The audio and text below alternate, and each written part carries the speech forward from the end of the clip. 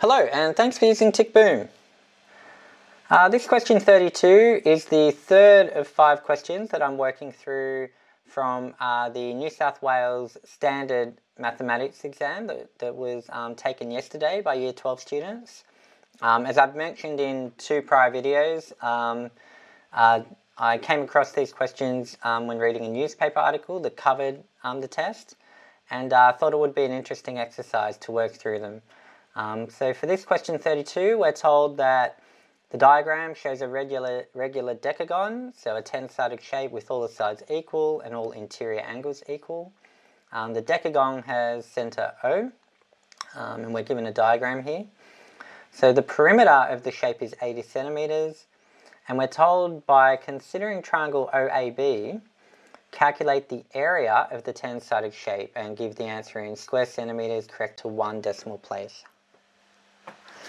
So I think the first thing that will be helpful here is to draw up this shape. Now I won't be able to do it perfectly, but just to kind of get the basic idea. So 1, 2, 3, 4, 5, 6, 7, 8, 9, 10. So that's my pretty bad looking decagon, but we're told this is A and B. It's got a center of O, and we're particularly concerned about this triangle OAB. We're told all the sides are equal. The interior angles are equal to.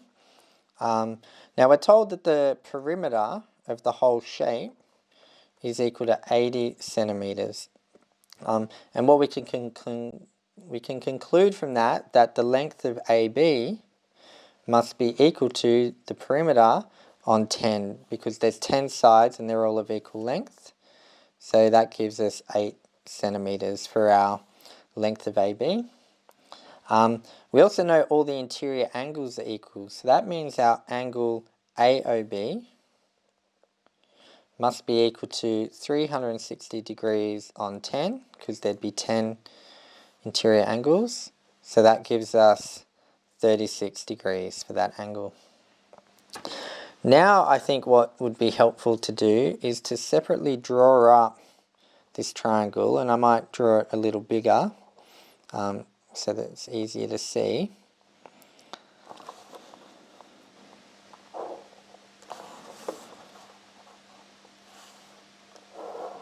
So this is like an enlarged version of triangle AOB, and I might just draw this vertical down the center. So these are 90-degree angles. Now we know the total length of AB is 8 centimeters, so if I've cut it down the middle, this would be 4 and 4.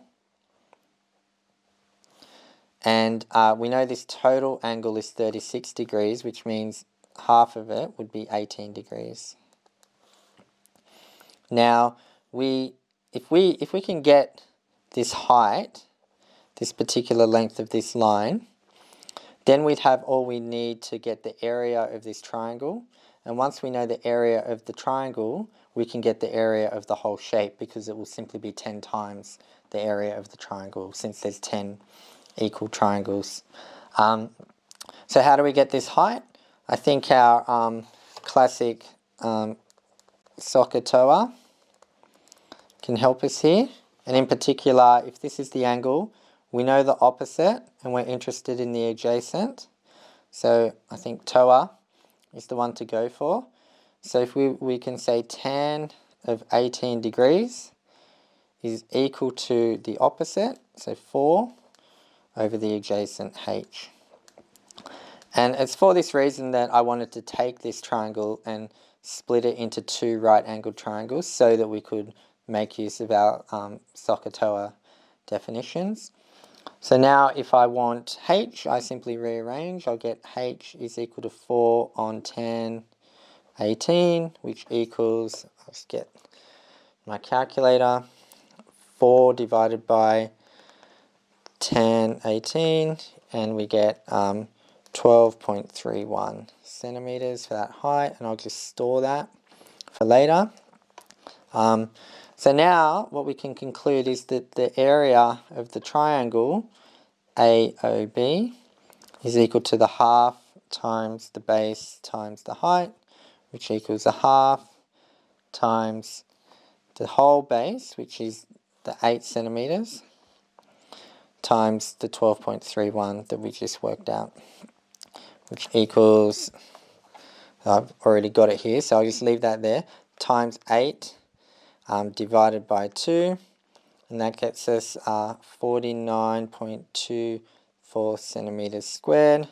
So therefore, the area of the decagon is equal to 10 times the area of triangle AOB, which equals 10 times 49.24, which equals, so if I take this times 10, so we get 492.4 centimeters squared. They just wanted it to one decimal place in the question.